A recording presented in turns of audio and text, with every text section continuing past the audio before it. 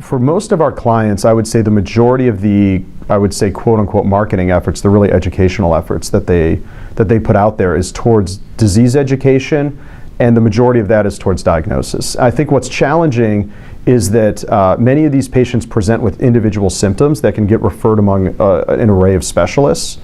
And meanwhile, there's one specialist, often a geneticist, that could put all those pieces together and make the puzzle fit together into the picture of a disease. I think the problem is that every individual specialist treats that patient for the one thing that they are seeing. No one really is responsible for putting the pictures of that piece together for rare diseases. And so these patients tend to have diagnostic odysseys that last a very long time as they bounce from specialist to specialist and get a lot of different misdiagnoses along the way. I think the average in a recent study that I saw was 6 to 7 years, and you would see between 5 to 6 specialists along that journey and receive 5 or more misdiagnoses. And somewhere around 30 to 40% of those patients will have inappropriate care, like surgeries, that are for a disease they don't have. So when you look at that, you think, wow, that's a really big unmet need for our healthcare system to have to deal with.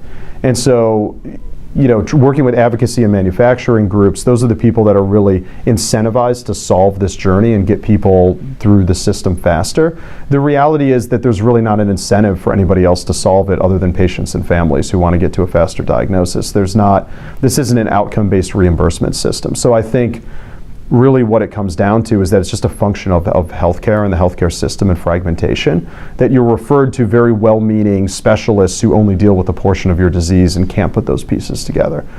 So a lot of what we do is aimed at trying to figure out what that diagnostic odyssey looks like, and then where are the key inflection points within that journey where if we just had a little bit more information targeted to the right specialist at the right time, we could generate a referral to the right physician.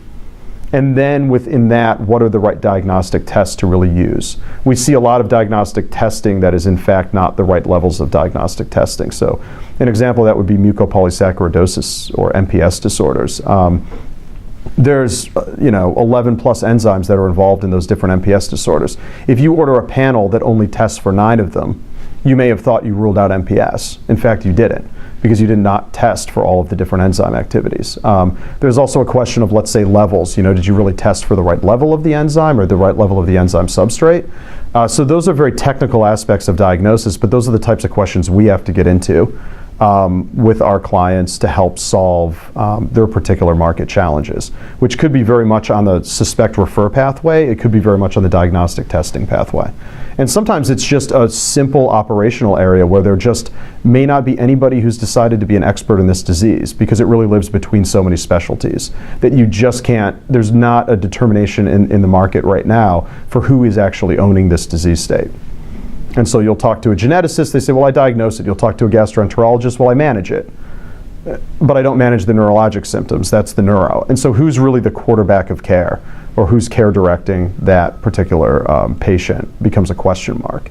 And it becomes a question mark where then, okay, now when a therapy comes to market, then it becomes about, okay, now who's really going to own this? Because someone has to. And often that means physicians have to step outside of their comfort zone to take on challenges they haven't really thought they'd have to take on before.